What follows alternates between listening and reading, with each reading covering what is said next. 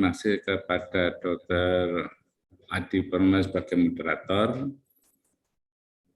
dan kami ucapkan selamat pagi, salam sejahtera untuk kita semua. Pada kesempatan ini saya bertugas dalam rangka kosmetik spektakuler webinar nasional, ya, dengan judul Patofisiologi Multiple Organ Dysfunction oleh COVID-19. Ini yang di pemberitahuan awal dan kerusakan, tapi pada prinsipnya sama. Dari pembicara yang sebelumnya, saya yakin secara klinis sudah banyak dan tajam sekali dibahas, tapi saya kepinginnya meletakkan fondasi secara ilmiah, walaupun sangat sedikit sekali dan sangat sulit.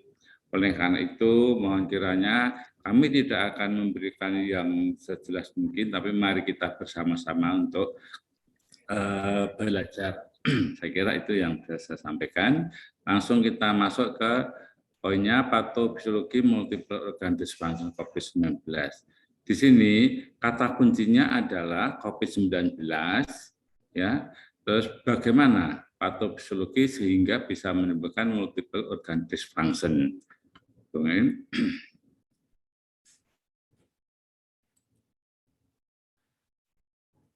Seperti kita sebutkan tadi bahwa kata kunci salah satu adalah COVID.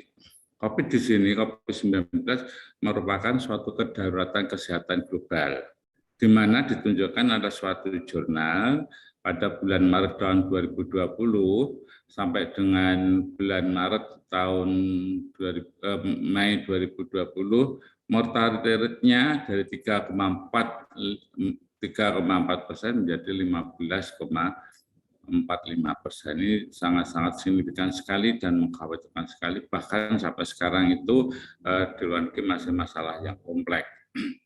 Patofisiologinya sangat kompleks sekali dan sangat sulit dimengerti sampai sekarang, bahkan belum ada secara jelas. Di mana di sini melibatkan aktivasi sistem imun dan hematologi. Jadi kata kunci lagi di sini adalah aktivasi imun dan hematologi. Seperti kita ketahui bahwa virus itu akan masuk ke dalam saluran napas melalui droplet berhubungan dengan reseptor ACE2, ya, akan terjadi suatu reaksi inflamasi. Reaksi inflamasi ini akan berlanjut pada sel dan temuan faktor akan memicu interleukin 6, interleukin 8, sehingga terjadilah suatu kerusakan yang lebih parah ke darah, yaitu kaskade koagulasi jalur endotel, ya. Terus akan terjadi inflamasi secara sistemik pada epitel endotelium, sel otot polos, sehingga terjadi badai sitokin. Spektrumnya tidak hanya sebatas pneumonia, tapi sekarang sudah melanjut kepada multiple system, pada komplikasi sistemik dan septical, dan akibatnya jadi multiple organ dysfunction. Multiple organ dysfunction itu apa? Dari Kasabi mengatakan bahwa 2 atau lebih organ yang mengalami kegagalan yang secara berurutan atau pada saat yang bersamaan. Sebagai contoh di sini bisa otak, organ paru, organ hepar, jantung, pankreas, dan ginjal, dan sebagainya. Seperti Dr. Hasin tadi sebutkan secara panjang lebar, tajam sekali masalah parunya. Oke, spektrum klinis. Spektrum klinisnya ini prosesnya tadi dikatakan pada imunologi sama virus. Jadi terjadilah suatu keseimbangan. Apabila imunologinya kuat, terjadilah suatu survival di mana tidak menunjukkan gejala atau misalnya gejala-gejala yang ringan tanpa spesifik, tetapi apabila virusnya itu mendominasi seperti COVID-19 yang SARS-2 ini adalah sangat cepat sekali, sehingga jadi satu perkembangan yang pneumonia dan ARDS, terjadilah suatu multiple organ dysfunction. Apalagi pada usia yang risiko tinggi, yaitu usia tua, usia lanjut, dan adanya komorbid. Selaras dengan Dr. Hasin sebutkan tadi, ini ada hubungannya sangat lurus. Oleh karena itu sangat luaslah masalah yang dibicarakan, tapi saya akan membatasi ya pembahasan ini adalah morfologi virus ya dan patofisiologi daripada multiple organ disease oleh karena COVID-19. Virus sebenarnya virus itu apa toh? Virus itu yang banyak kami baca karena adalah suatu partikel yang sangat kecil. Ya, partikel ini besarnya 60 sampai 120 nano, di mana 1 nano itu setara dengan 1/1000 milimeter. Jadi sangat betul-betul kecil sekali. Virus ini disebut corona karena apa? Karena dalam virus ini lapisan luar dari virus terdapat tancapan paku-paku yang membentuk mahkota sehingga disebut coronavirus. Ya. Terus virus sendiri generasinya pertama kali generasi alfa, terus generasi beta, generasi gamma, dan generasi delta. Yang kita bicarakan di sini adalah generasi yang delta. Karena apa? Karena dia itu mengenai ke paru-paru, ya, acute respiratory syndrome COVID virus kedua sangat cepat karena dia menseleksi peka sekali terhadap reseptor yang ada di dalam tubuh kita yang namanya angiotensin AC2, sehingga penyebarannya cepat terus ke organ-organ lain yang sangat cepat. Kembali lagi pada virus tadi, virus ini terdiri dari protein dan glikoprotein, di mana yang gambar lingkaran ini sama gambar paku-paku ini yang terstruktur, artinya betul-betul sudah tidak berubah atau sudah paten. Di sini paku ini ya spike ini terdiri dari glikoprotein, di mana yang paku ini ada 2 cabang, ujungnya itu cabang 1 berterminal ke N, cabang yang kedua berterminal kepada inang, yaitu reseptor binding domain. Terus yang lainnya adalah envelope atau amplop. Amplop ini yang menghubungkan ya struktur protein utama virus. Terus yang lain adalah membran. Membran yang juga menghubungkan struktur dari partikel virus. Yang keempat di sini adanya nukleokapsid yang menghubungkan, yang menggandeng RNA di dalam genes. Ini RNA ini yang menjadikan nyawanya dari virus itu. Jadi RNA ini apabila kita tarik secara garis lurus, panjangnya adalah 29,9 kilobit. Tidak bisa membayangkan yang kilobitnya seberapa, tapi yang jelas ini 29,9 bit. Di dalam struktur itu yang bukan terstruktur, ya ini terdiri daripada protein ya yang dinamakan genom RNA, merupakan suatu untaian tunggal yang panjangnya penuh dari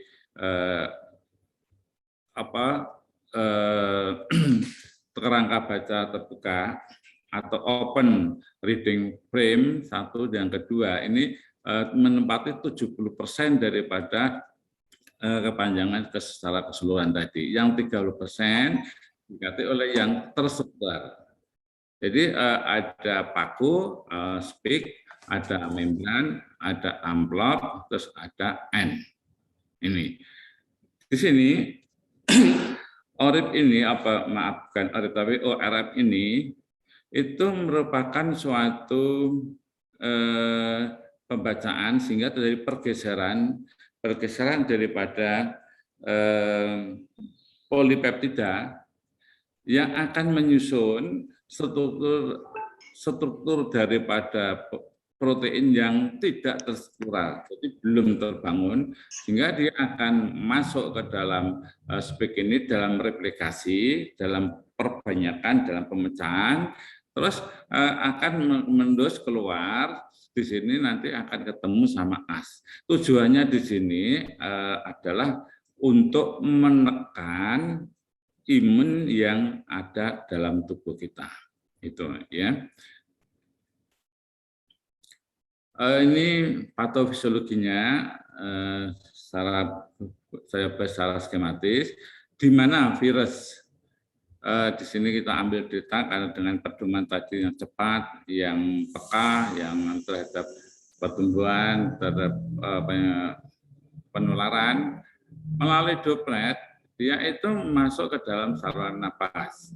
Di dalam saluran napas ini sebetulnya sudah ada, yaitu namanya angiotensin ACE2 yang berfungsi untuk menangkap supaya tidak terjadi perjalanan lebih lanjut dari penyakit itu. Tetapi angiotensin ini kadang kalah, maka dia akan angiotensin 2 kalah sehingga akan terjadi suatu inflamasi dan hematologi. Ini merupakan kata kunci lagi, inflamasi dan hematologi. Kita bahas di sini hematologinya. AC2 ini kok sampai dengan bisa menyebabkan kerusakan itu bagaimana kita lihat di sini. Angiotensinogen itu dirusak oleh renin menjadi angiotensin 1. Angiotensin 1 akan dirusak oleh AC menjadi angiotensin 2. Angiotensin 2 ini berikatan dengan reseptor AT1 reseptor angiotensin reseptor 1 yang berefek kepada sel, kepada jaringan adalah suatu proinflamasi, ya, profibrosis, prooksidan, proliferasi, vasokonstriksi, dan hipertrofi, dan terjadilah suatu kerusakan daripada jaringan. Inilah yang membahayakan dan bisa cegah. Tapi di sisi yang lain, angiotensin ini dirusak oleh AC2 menjadi angiotensin 1-7. Angiotensin 1-7 ini berikatan dengan emas akan masuk ke sel, ke jaringan yang punya efek berlawanan dengan angiotensin 2. Jadi di sini fungsinya untuk membuat keseimbangan supaya tidak lebih parah, yaitu angiotensin inflamasi, anti-inflamasi, antibiotik, ya, antioksidan, antiproliferasi, vasodilatasi, vasoprotektor, dan terjadinya vasoprotektor. Sebetulnya angiotensin 1 ini juga dipecah, tapi ini tidak termasuk secara langsung, gitu ya. Jadi ACE2 ini tadi diindutir terjadilah suatu proses yang angiotensin 1 sampai terjadi hiperinflamasi, yaitu dia mengeluarkan suatu interleukin 6, interleukin 8 yang hiperinflamasi, vasokonstriksi dan sebagainya, sehingga masuk ke dalam darah menjadikan suatu kaskade koagulasi. Kaskade koagulasi juga akan membuat inflamasi yang lebih parah lagi dengan diikuti dengan DIC, hipovolemik, hipotensi, sehingga disebut septic shock, terjadilah suatu badai sitokin. Badai sitokin ini bukan suatu diagnosa, tapi suatu proses. Jadi bisa reversible, kembali lagi baik. Kalau tidak baik dan makin parah akan terjadi multiple organ dysfunction. Multiple organ dysfunction itu bisa terjadi pula karena adanya komorbid. Misalnya seperti obesitas, gula darah, diabetes mellitus, hipertensi, penyakit jantung koroner, PPOM. Dan bisa juga karena proses sitokin yang berlebihan menunjukkan ADS dan menjadi multiple organ dysfunction. Menurut Kasapi tadi disebutkan bahwa dalam waktu hitungan menit atau hitungan jam, tidak berhari-hari, dia akan yang 25% angka kesakitan menjadi 80% pasien menjadi meninggal. Ini proses hematologinya. Sekarang kita proses imunologinya. Seperti kita ketahui bersama bahwa sistem imun ada dua, yaitu innate atau alamiah, sama yang adaptif atau didapat. Sebetulnya begitu virus masuk ke dalam saluran nafas, innate ini, sistem ini sudah mengenalnya melalui reseptor toll-like reseptor, NOT reseptor, RIG reseptor. Dia akan mengeluarkan suatu CD8, ya, NK maupun makropak.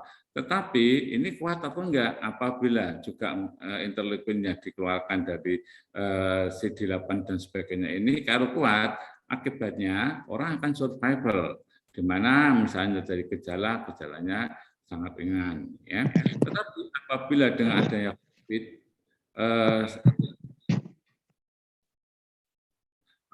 COVID, ini sehingga gimana? Adanya COVID ini sehingga terjadilah penurunan interferon, endotel, inflamasi. Terus ini baru adaptif imun itu bereaksi untuk mencegah supaya tidak berlanjut. Jadi menekan sitokin yang berlebihan. Ya, tapi sayangnya interleukin 6, 8 tambah banyak lagi, IMF, INF, ya, interleukin 2 ikut bertubi-tubi menimbrung sehingga sel T yang dari imun tadi sama NK itu kalah, jadilah ARDS. Itu salah satu. Waktu tinggal 2 menit, dokter. Oke. Sekarang kita berikan yang multiple dysfunction itu sebetulnya bagaimana? Sebetulnya ini ringkasan saja terjadinya sitotoksisitas dari AS tadi, virus tadi, terus terjadi kerusakan disregulasi daripada RAS, sehingga terjadi suatu imun yang lemah, sehingga dia akan terjadi kerusakan, maka akan terjadi suatu cedera pada sel, terus terjadi fibrotik, gitu ya. Organ apa yang tertera di situ yang kena?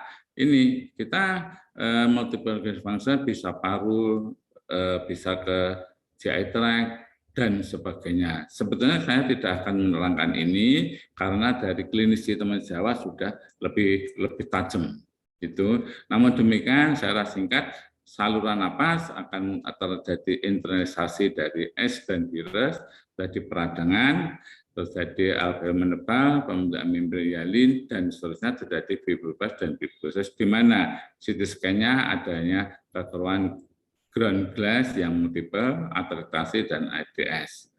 Untuk yang sirkulasi terjadi dysfunction koagulasi, ini di dimer yang sebagai tol ukurnya, terjadi gangguan endotel, kaskade koagulasi, trombosis, ya. Untuk kardiovaskular di sini akan terjadi disfungsi kardiovaskuler, terjadi kardiak kebet oleh karena hipoksi dan sirkulasi yang terjadi. Dan ginjal, saraf itu pada prinsipnya sama. Saya simpulkan bahwa COVID-19 itu digambarkan sebagai penyakit pernapasan umum. Tetapi sekarang diketahui bahwa terinfeksi dapat dengan cepat berkembang menjadi multiple organ dysfunction, ya, yang antara lain paru, jantung, pembuluh darah, ginjal, usus, hati, otak, dan sistem reproduksi yang sangat signifikan meningkatkan angka kematian. Demikian secara garis besar kami meletakkan fondasi sebagai ilmu karena keyakinan bahwa dengan adanya ilmu apapun klinis yang terjadi, ilmu adalah tetap digunakan. Terima kasih. Waktu dan tempat saya tekan kepada Dr. Adi sebagai moderator.